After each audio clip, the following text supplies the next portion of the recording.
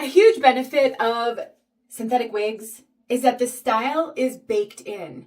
You do not have to restyle your synthetic wigs because it's just kind of permanent. So if it's got a curl or a wave pattern, you can wash it, and once it's dry, that curl and wave pattern will return. A challenge, though, sometimes is that curly and wavy wigs don't always look super straight out of the box. Sometimes they look a little wild. Sometimes the curl pattern is really formed and you're not sure if you should comb it out or finger style it. And sometimes they just need a lot of help. Now, I love a good curly wavy piece with a fringe, and they are some of my favorite styles generally. And I was so excited to get this wig because I think it's a great shorter sister to one of my all-time favorite styles. But when I put her on, this is out of the box. I wasn't super thrilled. This is New Wave by TressAllure in one of my all-time favorite colors, 17/23/R8. But you know what? This is not that hard to fix, and it can happen. So why don't we learn about what to do about it so that you don't have to return every single wig that you buy?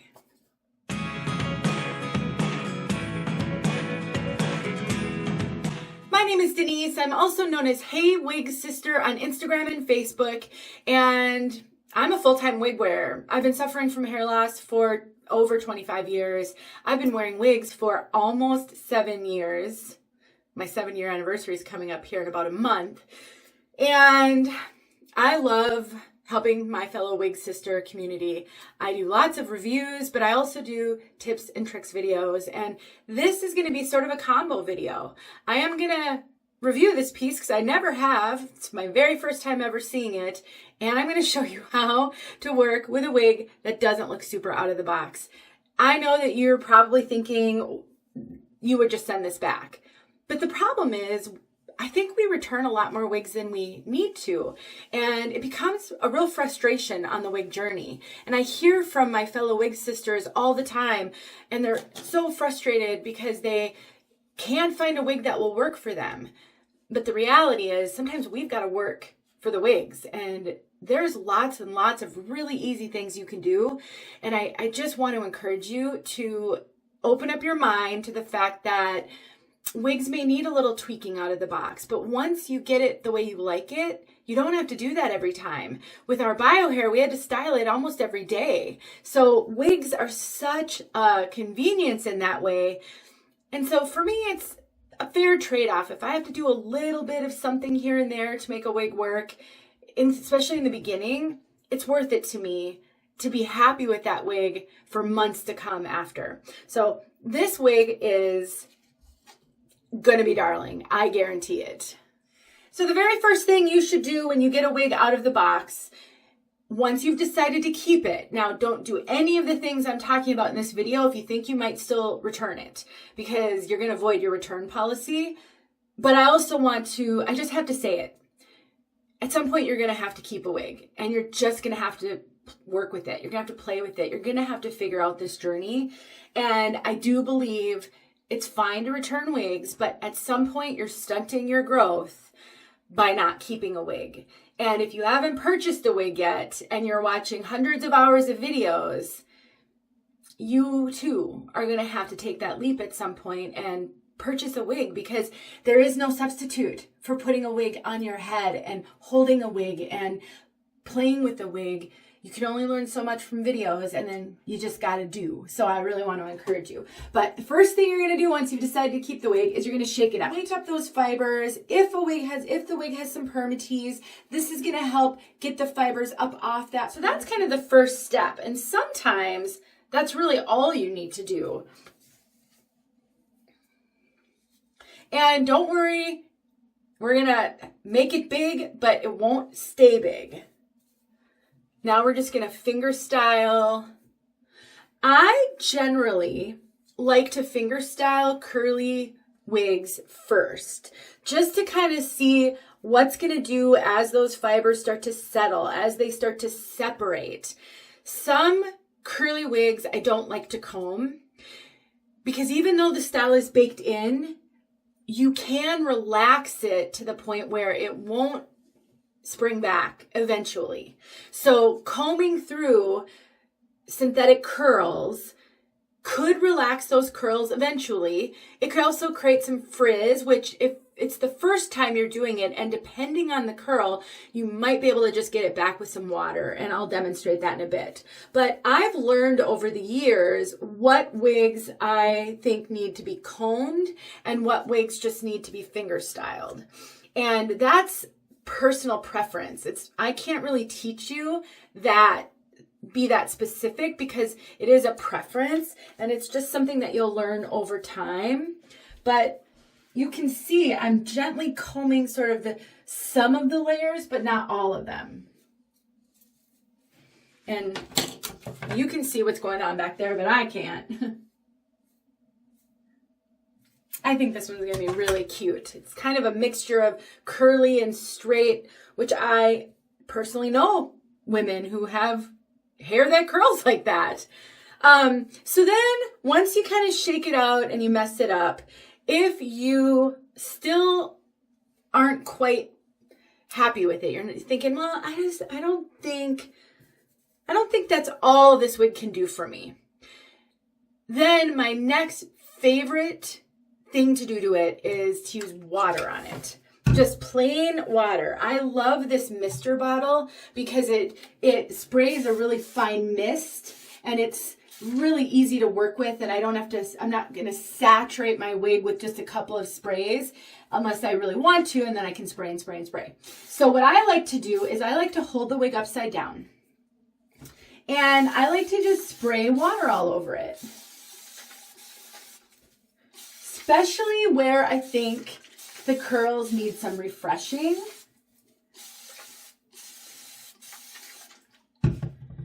So now, again, I'm going to go in here, I'm going to shake it out. If I really sprayed a lot of water, I might, and I'm kind of spraying water everywhere right now, I might shake it out in my shower, in my bathtub. Maybe I'll go outside and shake it out. But I'm going to shake it out, and then I'm going to start scrunching. The beautiful thing about synthetic fibers is they dry really fast. So if I don't soak this cap, then I'm going to have dry fibers in like 5 minutes, 10 minutes, and I won't need to do anything to help them dry. So it's a really fast solution to waking up the wig and knowing what you're working with. So I've scrunched it, I've shaken it out, and now I am just going to hang it upside down with a laundry hook. Let me show you. I've got one in here. Sometimes I use the plastic ones. I do have some of these metal ones I really like too, but I'm just going to hang it over my shower curtain rod for like 5 minutes, and then I'm going to come back and we'll see what we've got. All right, I'm back, and I have not put this on my head, so let's take a look. Now, the first thing I want you to know, after you do something like this, it's going to get worse before it gets better, always. And sometimes it looks almost greasy. It's not at all. It just needs to be kind of scrunched out and finger styled out. I wonder if these bangs need a little heat on them. No, I think they'll eventually fall right into place. I mean, I think she looks so much better than she did fresh out of the box. Luckily, I remember to take a picture so I can do a before and after picture at the end. Let's see what we got going on in the back.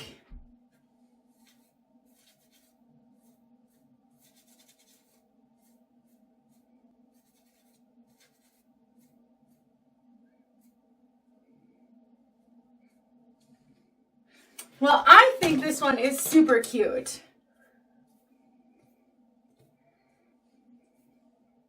Look at that. I think she turned out really darling. And now I know that this part is not meant to be curly, because what I just did to it, if it was meant to be curly, the curl would have sprung back. So it's not meant to be curly. Now, because this is made with heat-friendly fibers, I can add more curl to it if I want to. And I actually have a video showing how to use the Envy Air Styler to add curl back into TressAllure Trend, which is actually the wig. I think this one is the shorter sister to. So I'll have to do a quick comparison with Trend and show that to you guys, because that's one of it's a top 3 wig for sure, one of my all-time favorites.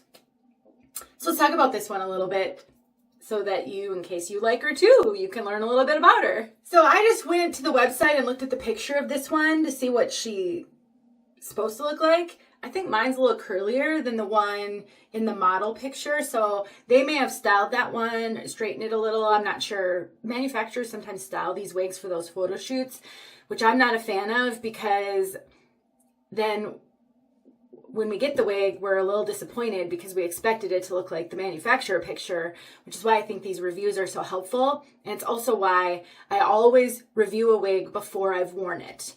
I may clean up the curls, I may finger comb it, I may comb it, I may shake it out, but I never modify it because I really want everybody to have a realistic expectation of what to expect. So this wig has a lace front.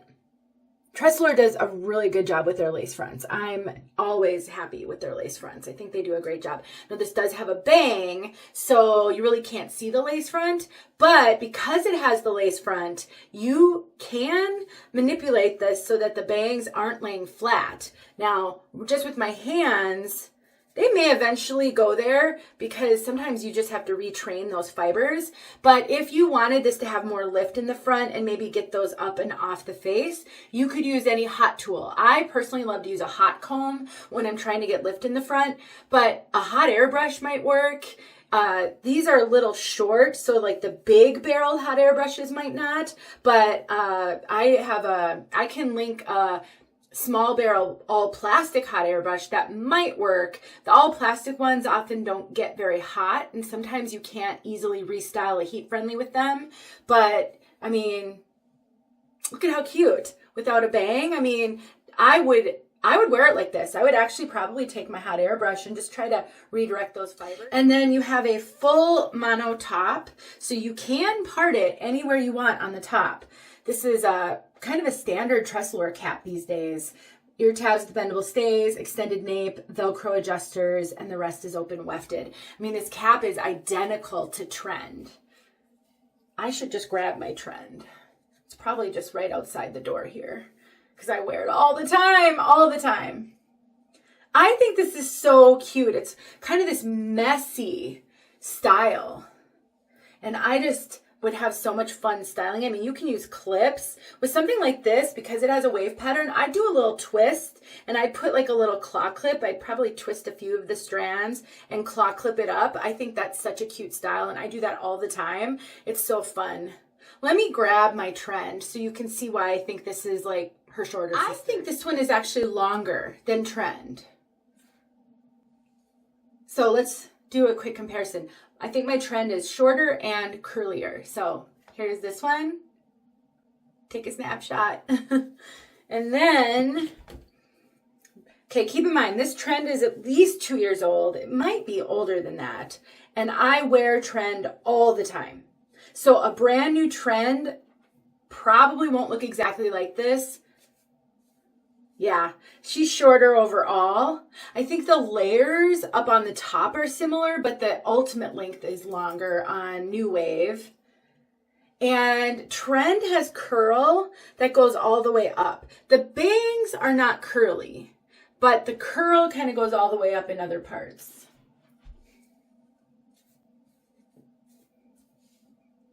And I mean, this one's definitely longer. Trend is kind of right here at my chin.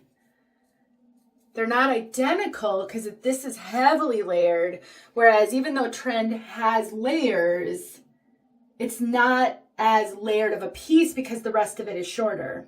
And then it has this wave pattern all throughout, where this has more of a curl on some places and it's straighter in others. I would love to know what you guys think. This wig has, I would consider this to be a medium density. It doesn't have It doesn't have traditional permatease. Trend has some permatease. Right in the crown, it has some traditional permatease. This one doesn't really have the permatease. And I will tell you, it feels flatter on the top. My Trend feels like it has just a little bit more volume on the top from the permatease. But I love these fibers. My Trend is holding up like a champ. I recently did a video where I added a little bit more curl right on the sides with my Envy Air Styler. I can link that video below. And the reason I had to do that, I think, is because I tuck Trend, like often on one side I'll tuck Trend. And I think just all the tucking just relaxed the curl in just right on the sides. So then I just used the Envy Air Styler and I added a little curl just into that one spot and it worked super slick. But you can absolutely, if you tuck this, then it kind of looks more like a shag. Don't you think?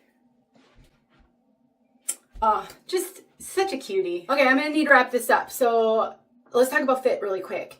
TressAllure wigs run pretty true to average. I have a pretty average petite head measurement and I am very petite over the top of my head and I do get extra cap, but I don't notice it. I mean, I literally wear this one many times a week and I have for years. And I just wear a wig grip and it's fine. So yes, it fits me a little big. I do have to cinch it in. I do get extra cap, but I don't mind. The wig grip keeps, I mean, this is not going anywhere. I have a wig grip on right now. I mean, it barely shakes, but it's not going anywhere. And I would go on a roller coaster with this wig on, just like it is with a wig grip. And I can link my favorite wig grips down below and give you some ideas if you need those. But I would just say it's running really true to average. You can find all my measurements in the description box. Compare them to yours. If you're similar to me, I think if you wear a wig grip, you'll be fine. You can be a fair amount bigger than I am and still be able to wear these wigs. Since they do run pretty average, there's a lot of stretch. And so I definitely think it's going to fit a lot of head measurements. I think she's so fun. I have shown so many tip videos on how to work with your wigs and how to buy yourself time. Headbands, one of my favorite hacks. And what happens when you throw a headband on with a wig is it tamps down some of that volume, kind of tricks the eye a little bit. And if you tuck the hair, throw a headband on, smooth the hair out behind it, and suddenly a wig that was just too full is not going to look full to you. And really the one that you're trying to trick is yourself. Nobody's going to notice what you notice. Nobody's going to think, oh, that looks like a wig. Oh, that looks like more hair. People are not that observant, especially strangers who've never seen you before. But even people who know you, they may look and think something looks different, but they won't be able to put their finger on it. Or they'll think you got your hair done. So I wouldn't worry necessarily about people knowing. And headbands and clips and accessories can really help you get over that hump. Oh, so cute. I'd love to hear what you think. I'd love to hear if you've tried this one. I'd love if you'd share some of your best tips in case a fellow newbie is reading through the comments and they can get a suggestion from you. And ultimately, I think this one's really cute. And if you like messy layered shags with some curl and some straight and some waves and sort of it's a little chaotic, but I like it. So I recommend her. Hope this helped you guys. I'll see you soon.